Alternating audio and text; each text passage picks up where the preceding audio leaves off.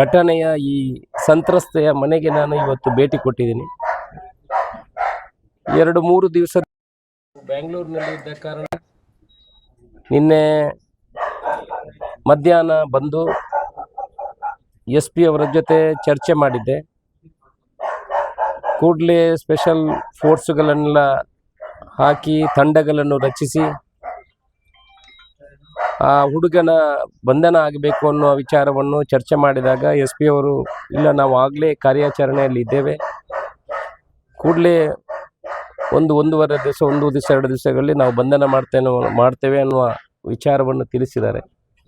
ನಿನ್ನೆ ಸಾಯಂಕಾಲ ಸುಮಾರು 8 ಗಂಟೆಗೆ ಹುಡುಗನ ಬಂಧನ ಕೂಡ ಮಾಡಿದ್ದಾರೆ. ಒಂದಷ್ಟು ಹಲವು ಸಂಘಟನೆಗಳು, ರಾಜಕೀಯ ಪಕ್ಷಗಳು ಇದನ್ನು ಅವರ ರಾಜಕೀಯಕ್ಕೋಸ್ಕರ ಬಳಸುವಂಥದ್ದು. ಬಾಕಿದನ್ನೆಲ್ಲ ನಾನು ಸೋಷಿಯಲ್ ಮೀಡಿಯಾದಲ್ಲಿ ಮತ್ತು ಮೀಡಿಯಾದಲ್ಲಿ ನೋಡಿದ್ದೇನೆ. ಬಹುಶಃ ಇಂಥ ವಿಚಾರಗಳನ್ನು ನಾವು ಅದಕ್ಕೆ ಬಳಸ್ಕೊಳ್ಳುವಂಥದ್ದು ತಪ್ಪು. ಇವತ್ತು ಅದರಲ್ಲಿ ಹೆಚ್ಚು ಪ್ರಚಾರವನ್ನು ಗಿಟ್ಟಿಸುವಂಥ ಕೆಲಸವು ರಾಜಕೀಯ ಪಕ್ಷಗಳು, ಬೇರೆ ಬೇರೆ ಸಂಘಟನೆಗಳು ಮಾಡುವುದನ್ನು ನಾನು ಕಂಡಿದ್ದೇನೆ. ಇನ್ನೊಬ್ಬರ ಮೇಲೆ ಗೂಬೆ ಕುರಿಸುವಂಥ ಕೆಲಸಗಳನ್ನು ನಾನು ನೋಡಿದ್ದೇನೆ. ಈ ಹಿಂದೆ ಇವರು ಪೊಲೀಸ್ ಸ್ಟೇಷನ್ಗೆ ಬಂದಿದ್ದರು.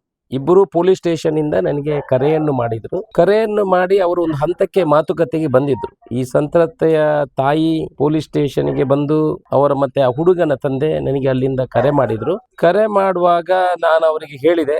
ಆಗ ಹುಡುಗನ ತಂದೆ ಹೇಳಿದರೆ, ನಾವು ಆ ಹುಡುಗಿಯ ಜೊತೆ ನನ್ನ ಹುಡುಗನನ್ನು ನಾವು ಮದುವೆ ಮಾಡಲಿಕ್ಕೆ ರೆಡಿ ಇದ್ದೇವೆ.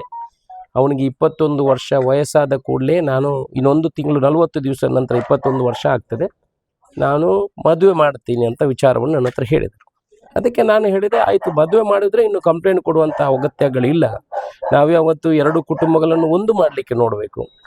ನಾನು ಅವತ್ತು ಯಾವ ಕಾರಣಕ್ಕೂ ರಾಜಕೀಯವನ್ನು ನಾನು ಬಳಸಲಿಲ್ಲ.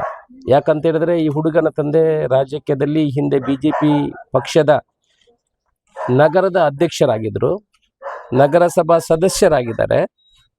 ಆದರೂ ಕೂಡ ನಾನು ಯಾವತ್ತೂ ಅದನ್ನು ರಾಜಕೀಯವಾಗಿ ಬಳಸಲಿಕ್ಕೆ ಹೋಗಲಿಲ್ಲ. ನಾನು ಇಬ್ಬರಿಗೂ ಒಳ್ಳೆಯ ಮಾತನ್ನು ಹೇಳಿದೆ, ನೋಡಿ ಆಗುವುದು ಏನೋ ತಪ್ಪು ಆಗಿ ನಡೆದಿದೆ ಅವರ ಒಳಗೆ, ಸೊ ಅವರನ್ನು ಮದುವೆ ಮಾಡಲಿಕ್ಕೆ ನೀವು ಅಲ್ಲಿ ಬರೆದು ಕೊಡುವಂಥ ಕೆಲಸವನ್ನು ಮಾಡಬೇಕು. ಮುಚ್ಚಳಿಕೆಯನ್ನು ಅವರು ಪೊಲೀಸ್ ಸ್ಟೇಷನಲ್ಲಿ ಬರೆದು ಕೊಡುವಂಥ ಕೆಲಸವನ್ನು ಮಾಡಿದ್ದಾರೆ. ಯಾವತ್ತೂ ಅವರನ್ನು ನೀವು ಸೀದಾ ಹೋಗಿ ಒಪ್ಪಿಕೊಂಡಿದ್ರಿ ಅಂತ ಹೇಳಿಲ್ಲ. ಕಾನೂನಾತ್ಮಕವಾಗಿ ಏನೇನು ಮಾಡಬೇಕು ಅದನ್ನು ನಾನು ಮಾಡಬೇಕು. ನನಗೆ ಅವ್ರಿಗೆ ಕರೆ ಮಾಡಿದ್ದಕ್ಕೆ ನಾನು ಹೇಳಿದ್ದೀನಿ. ಅಲ್ಲ, ನಾನು ಅವರನ್ನು ಮದುವೆ ಆಗಬೇಡಿ, ಈಗಲೇ ಹೋಗಿ ಕಂಪ್ಲೇಂಟ್ ಕೊಡಿ ಅಂತ ಹೇಳಬೇಕಾ? ಅಲ್ಲ, ನಾವು ಒಂದು ಮಾಡಲಿಕ್ಕೆ ನೋಡಬೇಕಾ? ಬೇರೆ ಪಕ್ಷದವರು ನನ್ನ ಜಾಗದಲ್ಲಿದ್ದರೆ ರಾಜಕೀಯವಾಗಿ ಅದನ್ನು ಬಳಸ್ಕೊಳ್ತಾ ಇದ್ರು, ಆವತ್ತೇ ಅದನ್ನು ಹೊಡೆಯುವಂಥ ಕೆಲಸವನ್ನು ಮಾಡ್ತಾಯಿದ್ರು. ನಾವಂತೂ ಖಂಡಿತ ಅಶೋಕ್ ರೈ ಅದನ್ನು ಮಾಡೋದಿಲ್ಲ, ಕಾಂಗ್ರೆಸ್ ಪಕ್ಷ ಕೂಡ ಅದನ್ನು ಮಾಡೋದಿಲ್ಲ. ಬೇರೆ ಘಟನೆಗಳಲ್ಲಿ ನೋಡ್ತೀನಿ, ಅಶೋಕ್ ರೈ ಅವರು ಶಾಸಕರು ಅಲ್ಲಿ ಸಂಧಾನವನ್ನು ಮಾಡಿದ್ದಾರೆ, ಅವರೇ ಹೋಗಿ ಮದುವೆ ಮಾಡಿಸಬೇಕಿತ್ತು. ಏನು 2 ಮನಸ್ಸುಗಳು ಹತ್ತಿರ ಇದ್ದರೆ ಮಾಡ್ಬೋದು. ನಾವು ಅವರವರು ಬೇಡ ಅಂತ ಹೇಳುವಾಗ ನಾವು ಅವ್ರನ್ನ ಎಳ್ಕೊಂಡು ಬಂದು ಇಲ್ಲಿ ಮಾಡಲಿಕ್ಕೆ ಆಗ್ತದೆ, ಮದುವೆ ಮಾಡಲಿಕ್ಕೆ ಆಗ್ತದೆ? ನಾವು ಅವತ್ತು ಹೇಳಿದಾಗೆ ನೀವು ಇಬ್ಬರು ಒಪ್ಪಿಕೊಂಡಿದ್ರಿ, ನೀವು ಮದುವೆ ಆಗಿ ಅಂತ ಹೇಳಿದ್ವಿ. ನಾವು ಸಂತ್ರಸ್ತೆಯ ಪರವಾಗಿದ್ವಿ, ನಾವು ಯಾವಾಗಲೂ ಹೆಣ್ಣು ಮಗಳ ಪರವಾಗಿದ್ದೇವೆ. ನಾವು ಯಾವತ್ತೂ ಹೇಳಿಲ್ಲ ಹೆಣ್ಣು ಮಗಳ ಪರವಾಗಿಲ್ಲ ಅಂತ. ಅದರಿಂದ ಅವತ್ತು ಬರೆಸ್ಕೊಂಡಿರುವಂಥದ್ದು, ಅವತ್ತು ಮದುವೆ ಆಗಿ ಅಂತ ಹೇಳಿರುವಂಥದ್ದು. ಸೊ ಈಗ ನಿನ್ನೆ ಬೇರೆ ಪಕ್ಷದವರು ಶಾಸಕರು ಶುರು ಮಾಡಿದ್ದಾರೆ, ಶಾಸಕರು ಅದನ್ನು ಮುಂದುವರಿಸಲಿ. ನೋಡಿ, ಯಾರು ಅವರವರ ಇನ್ನು ಮುಂದೇನು ಅವರಿಗೆ ಹೇಳುವಂಥದ್ದು, ಅವರು ಒಂದಾಗಿ ಬಾಳಬೇಕು ಅಂತ ನಮ್ಮ ಆಸೆ. ಆ ಹುಡುಗನ ಕಡೆಯವರೆಗೂ ನಾನು ಮಾಧ್ಯಮದ ಮುಖಾಂತರ ವಿನಂತಿ ಮಾಡಿಕೊಳ್ಳುವಂಥದ್ದು ಆಗಿದೆ, ಒಪ್ಪಿಕೊಂಡು ಮದುವೆ ಆಗಿ ಒಂದಾಗಿ ಬಾಳಬೇಕು ಅಂತ ನಮ್ಮ ಆಸೆ. ರಾಜಕೀಯ ಪಕ್ಷದವರು ದಯಮಾಡಿ ಇದರಲ್ಲಿ ರಾಜಕೀಯವನ್ನು ಮಾಡಬಾರ್ದು. ವೈಯಕ್ತಿಕ ವಿಚಾರದಲ್ಲಿ ನನಗೆ ನಿನ್ನೆ ಅರುಣ್ ಕುಮಾರ್ ಪುತ್ತಿಲ ಅವರು ಒಂದು ಕಮೆಂಟನ್ನು ಮಾಡಿದ್ದಾರೆ. ನನಗೆ ಅದನ್ನು ನೋಡಿ ಬೇಜಾರಾಯಿತು. ಯಾವತ್ತೂ ನಾನು ಪರ್ಸನಲ್ ವಿಚಾರಗಳಲ್ಲಿ ರಾಜಕೀಯವನ್ನು ಮಾಡಿಲ್ಲ. ಅರುಣ್ ಕುಮಾರ್ ಪುತ್ತಿಲ ಅವರ ವೈಯಕ್ತಿಕ ವಿಚಾರದಲ್ಲಿ ಈ ಹಿಂದೆ ವಿಚಾರಗಳು ಬಂದಿರುವಾಗ ಕೂಡ ನಾನು ರಾಜಕೀಯವಾಗಿ ತಗೊಂಡು ಹೋಗಬೇಕಿದ್ರೆ ಅದನ್ನು ಯಾವುದೇ ಮಟ್ಟಕ್ಕೆ ತಗೊಂಡು ಹೋಗ್ಬೋದಿತ್ತು. ನಾನು ಯಾವತ್ತೂ ಕೂಡ ಅದರಲ್ಲಿ ಒಂದು ಬಾಯಿ ಹಾಕಲಿಲ್ಲ, ಅದನ್ನು ರಾಜಕೀಯವಾಗಿ ಬಳಸ್ಕೊಂಡಿಲ್ಲ. ಅವರು MLA ಅವರು ಅದನ್ನು ಶುರು ಮಾಡಿದರೆ ಅವರು ಮಾಡಲಿ, ನಮ್ಮ ಮೇಲೆ ಅದನ್ನು ಗೂಬೆ ಕೂರಿಸುವಂಥ ಕೆಲಸವನ್ನು ಮಾಡಿದ್ದಾರೆ ಅನ್ನೋ ವಿಚಾರವನ್ನು ಹೇಳಿದ್ದಾರೆ. ಅವರಿಗೆ ಎಷ್ಟು ಅದರ ಬಗ್ಗೆ ಅವರು ಅರಿತು ಮಾತಾಡಿದಾರಾ ಇಲ್ವಾ ಅಂತ ಗೊತ್ತಿಲ್ಲ. ನಾವು ಹೇಳುವಂಥದ್ದು, ನಾನು ವಿನಂತಿ ಮಾಡುವಂಥದ್ದು, ಇದರಲ್ಲಿ ನಾವು ರಾಜಕೀಯ ಗುಂಪುಗಾರಿಕೆ ಮಾಡುವಂಥದ್ದು ಸರಿಯಲ್ಲ. ಅವರ ಪಕ್ಷದಲ್ಲಿ ಕೆಲಸ ಮಾಡಿದವಂಥ ಈ ಹುಡುಗ ಏನಿದ್ದಾನೆ ಅವನ ಪಕ್ಷದಲ್ಲಿ ಅವನ ಜೊತೆಯಲ್ಲಿ ಚುನಾವಣಾ ಸಮಯದಲ್ಲಿ ಕೆಲಸ ಮಾಡಿರುವಂಥ ನಾವು ಯಾವತ್ತೂ ಅದನ್ನು ನೋಡಿಲ್ಲ. ಆ ಪಕ್ಷದಲ್ಲಿ ಮಾಡಿದ್ದಾನೆ, ಈ ಪಕ್ಷದಲ್ಲಿ ಮಾಡಿದ್ದಾನೆ ಅಂತ.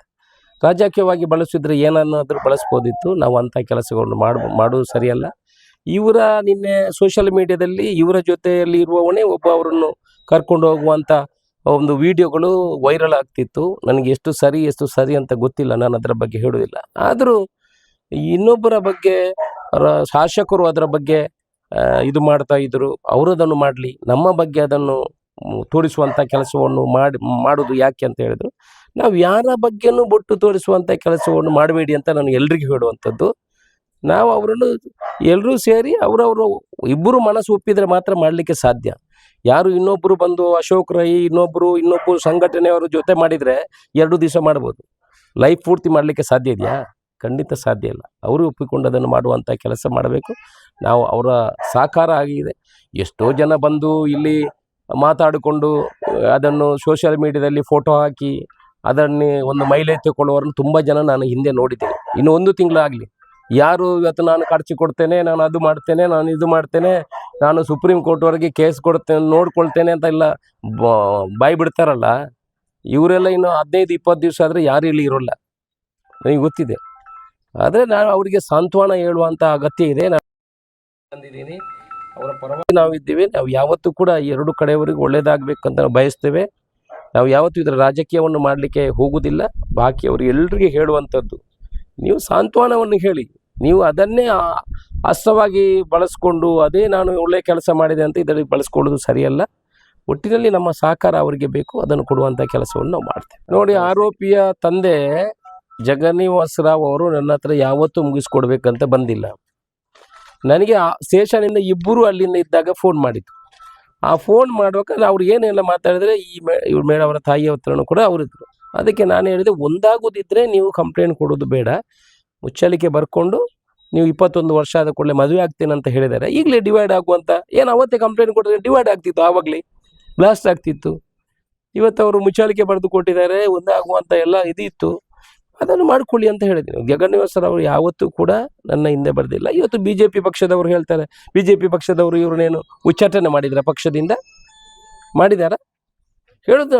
ನಾನು ಮಾಡಿ ಅಂತ ಹೇಳೋದಲ್ಲ, ಇವರು ಮಾಡಿದಾರ ನನ್ನ ಬಗ್ಗೆ ಹೇಳ್ತಾರಲ್ಲ. ನಾನು ಏನು ತಪ್ಪು ಮಾಡಿದ್ದೀನಿ? ನಾನು ಸಾಮಾಜಿಕವಾಗಿ ನನ್ನ ವಿಚಾರವನ್ನು ತಿಳ್ಕೊಂಡಿದ್ದೀನಿ. ನಾನೇನಾದ್ರಲ್ಲಿ ಅಡ್ವರ್ಟೈಸ್ಮೆಂಟ್ ತಗೊಳ್ಲಿಕ್ಕೂ ಮೊನ್ನೆಯಿಂದ ಬೈಟ್ ಕೊಡ್ತಾ ಇರಲಿಲ್ಲ ಮಾಧ್ಯಮದ ಎದುರು. ಅವರು ಒಳ್ಳೇದಾದರೆ ಒಳ್ಳೇದಾಗಲಿ ಅಂತ. ಈ ಸಂತ್ರಸ್ತೆ ತಾಯಿ ಕೂಡ ನನಗೆ ಮೊನ್ನೆ ಫೋನ್ ಮಾಡಿದರು. ಅವ್ರಿಗೆ ಮೊನ್ನೆ ಒಪ್ಪಿಕೊಳ್ತೇನೆ ಅಂತ ಹೇಳಿದರು ಶಾಸಕರೇ, ಈಗ ಅವರು ಮಾತು ಬದಲಾವಣೆ ಮಾಡಿದ್ದಾರೆ. ನೀವು ಕಾನೂನು ಪ್ರಕಾರ ಕ್ರಮ ಕೈಗೊಳ್ಳಿ ಅಂತ ಹೇಳಿದ್ದೀನಿ. ಯಾವತ್ತು ಹೋಗಿ ಮಾತಾಡಿ ಅವ್ರ ಹತ್ರ ಅದು ಮಾಡಿ ಇದು ಮಾಡಿ ಅಂತ ಹೇಳಿಲ್ಲ. ಕಾನೂನು ಪ್ರಕಾರ ಕ್ರಮ ಕೈಗೊಳ್ಳಿ ಅಂತ ಹೇಳಿದ್ದೀನಿ. ಅವರವರು ಒಪ್ಪಿಕೊಂಡ್ರೆ ಮಾಡ್ಬೋದೇ ಹೊರತು ಒಬ್ಬರನ್ನು ಸಂಧಾನ ಮೂಲಕ ಮಾಡುವಂಥದ್ದು ಅವರ ಮನಸ್ಸುಗಳು ಒಪ್ಪಿದರೆ ಮಾತ್ರ ಎಲ್ಲ ಮಾಡಲಿಕ್ಕೆ ಸಾಧ್ಯ. ಇಂಥ ವಿಚಾರಗಳಲ್ಲಿ ಸಂಧಾನ ಮೂಲಕ ಆಗುವಂಥದ್ದು ಏನಿಲ್ಲ. ಎಷ್ಟು ಸಂಘಟನೆಗಳು ಬರಲಿ, ಅದು ಸಾಧ್ಯ ಇಲ್ಲ. ಅವರ ಮನಸ್ಸುಗಳು, ಆ ಹುಡುಗಿ ಮತ್ತು ಹುಡುಗನ ಮನಸ್ಸುಗಳು, ಆ ಕುಟುಂಬಗಳು ಒಂದಾಗಬೇಕು. ಅದು ಮಾಡುವಂಥ ಕೆಲಸಗಳು ನಾವು ಮಾಡಬೇಕು. ಅದು ಹೊರತು ಮಾಧ್ಯಮದಲ್ಲಿ ಹೇಳಿದ ಕೂಡಲೇ ಏನದು ವಿಚಾರಗಳಾಗೋದಿಲ್ಲ. ಹೇಳುವವರು ಏನು ಬೇಕಿದ್ರೂ ಹೇಳಬಹುದು. ನಾನು ಬೆಂಗಳೂರಿಂದ ಚರ್ಚೆ ಮಾಡಿದ್ದೀನಿ. ಚರ್ಚೆ ಮಾಡುವಾಗ ಅದಕ್ಕೆ ಹಿಂದೆ ಅವರು ಮಾಡಿದಂಥ ಟ್ರಾನ್ಸಾಕ್ಷನ್ಗಳು, ಅವ್ರದ್ದು ಮೊಬೈಲ್ಗಳನ್ನು ಟ್ರ್ಯಾಪ್ ಮಾಡುವಂಥದ್ದು ಒಂದು ಹಂತ ಪೊಲೀಸ್ ಇಲಾಖೆ ಮುಟ್ಟಿತ್ತು. ಅದನ್ನು ನಾನೆಲ್ಲ ಹೇಳಲಿಕ್ಕೆ ಆಗೋದಿಲ್ಲ. ಸೊ ನಾನು ಅಪ್ಡೇಟ್ ಕೇಳ್ತಾನೆ ಇದ್ದೆ. ಯಾವತ್ತು ಈ ಸಂತ್ರಸ್ತೆಯ ತಾಯಿ ನನಗೆ ಫೋನ್ ಮಾಡಿತ್ತು, ಆ ಫೋನ್ ಮಾಡಿದಕ್ಕೆ ಬಿಟ್ಟ ಕೂಡಲೇ ನಾನು SP ಅವರಿಗೆ ಕರೆ ಮಾಡಿದ್ದೀನಿ. ನೋಡಿ ಅವರೇ, SP ಹೀಗೆ ಆಗಿದೆ, SP ಅವರೇ ಕೂಡಲೇ ಕ್ರಮ ತಗೊಳ್ಳಿ, ಇದು ಇನ್ನೂ ದೊಡ್ಡ ಇಶ್ಯೂಗಳು ಆಗಬಾರ್ದು, ಹುಡುಗಿಗೂ ತೊಂದರೆ ಆಗಬಾರ್ದು, ನೀವು ಕೂಡಲೇ ಅವರು ನಿಮ್ಮ ಹತ್ರ ಬರ್ತಾರೆ, ನೀವು ಕೂಡಲೇ ಇದರ ಬಗ್ಗೆ ಕ್ರಮವನ್ನು ತಗೊಳ್ಬೇಕು ಅಂತ ನಾನು ಆವಾಗಲೇ ನೆಕ್ಸ್ಟ್ ಕಾಲ್, ಇವತ್ತಲ್ಲ ಅವತ್ತೇ ಮಾಡಿದ್ದೀನಿ. ಅಂದರೆ ನಿನ್ನೆ ಬಂದ ಕೂಡಲೇ ಇದನ್ನು ಪೊಲೀಸ್ನವ್ರು ಏನು ಸುಮ್ಮನೆ ಕೂತಿಲ್ಲ, ಅವರ ಕೆಲಸ ಮಾಡ್ತಾಯಿದ್ರು, ಟ್ರ್ಯಾಕ್ ಮಾಡ್ತಾಯಿದ್ರು. ಮಾಡಿ ನಿನ್ನೆಗೆ ಅವರು ಯಾವಾಗ ಹೇಳಿದ್ದಾರೆ ಅಂತ ನನಗೆ ಗೊತ್ತಿಲ್ಲ. ಅವ್ರು ನನ್ನ ಹತ್ರ ನನಗೆ ಫೋನ್ ಮಾಡಲಿಲ್ಲ, ಏನು ವಿಚಾರಗಳು ಇರಲಿಲ್ಲ. ಸೊ ನಾನು ಈ ಕೆಲಸಗಳನ್ನು ಮಾಡಬೇಕು, ಅದನ್ನು ಮಾಡಿದ್ದೀನಿ. SP ಅವರು ಆಗಲೇ ಹೇಳಿದರು, ನಾವು ಟ್ರ್ಯಾಕಲ್ಲಿ ಇದ್ದೇವೆ ಸರ್, 1-2 ದಿವಸದಲ್ಲಿ ಬಂಧನ ಮಾಡ್ತೀವಿ, ನಿನ್ನೆ ಮಾಡಿದ್ದಾರೆ.